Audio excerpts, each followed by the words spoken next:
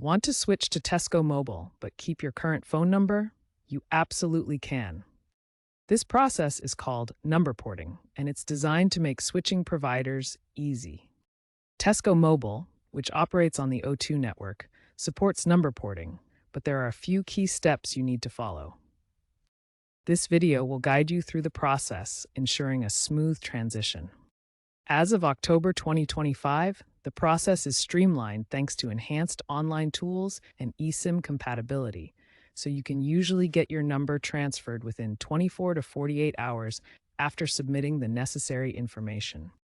Let's get started. First, check your eligibility to port your number. Make sure your current mobile contract allows porting. Unpaid bills or being near the end of your contract might cause delays or fees. Next, get a PAC code from your current provider.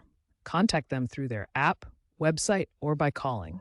This code is free and usually provided within 24 hours. Remember, PAC codes expire after 30 days, so use it promptly.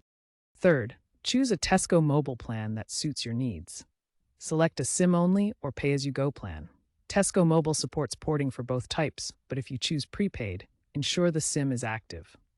Fourth, submit your details when signing up with Tesco Mobile. Provide your PAC code, current phone number, and account details during the sign-up process. Finally, activation occurs once porting is complete. Your old SIM deactivates, and your number becomes active on the new Tesco Mobile SIM. Test it within 24 hours to ensure everything works. PAC tips: always double-check your PAC code for accuracy before submitting.